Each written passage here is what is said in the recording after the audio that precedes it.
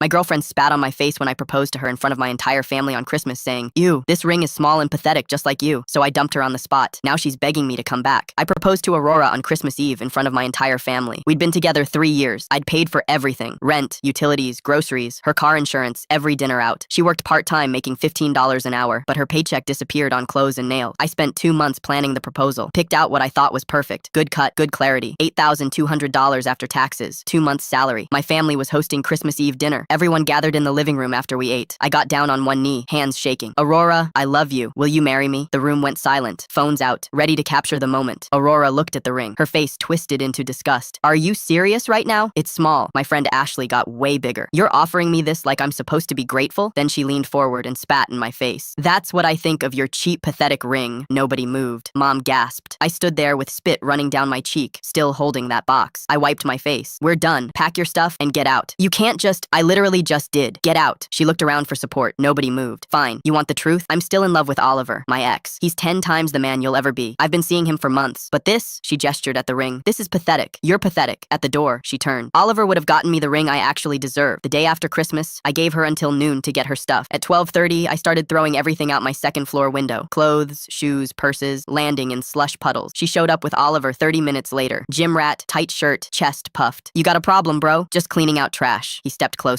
"You're about to have a problem." He swung at me. I sidestepped, grabbed his arm, yanked him forward. He stumbled. I drove my shoulder into his chest, hooked my foot behind his ankle. Oliver went down hard. Before he could get up, I slammed his face into the pavement. His nose crunched. Blood poured. "Stay down. You broke his nose," Aurora screamed. "He attacked me on my property. Self-defense." She dragged him to his car and left. 3 hours later, she came back alone, started throwing her stuff at my window, screaming. I called the police. When they arrived, she was completely out of control. Then she shoved one of the officers. "Ma'am, you just assaulted a police officer." Handcuffs, screaming. I filed for a restraining order the next morning, granted immediately. 3.5 months passed, peaceful. I started dating Sofia, a nurse who paid her own bills. Then, one Saturday, someone knocked. Aurora, holding a plate with aluminum foil. "I made you cookies. I just wanted to apologize." "You can't be here. There's a restraining order." Sofia appeared behind me. Aurora's expression cracked. "Who the hell is this? You moved on? After everything we had? I'm calling the police." She pulled back the foil. Cookies looked burnt, rock solid. She threw one. It hit the wall with a thud, leaving a mark. Threw another.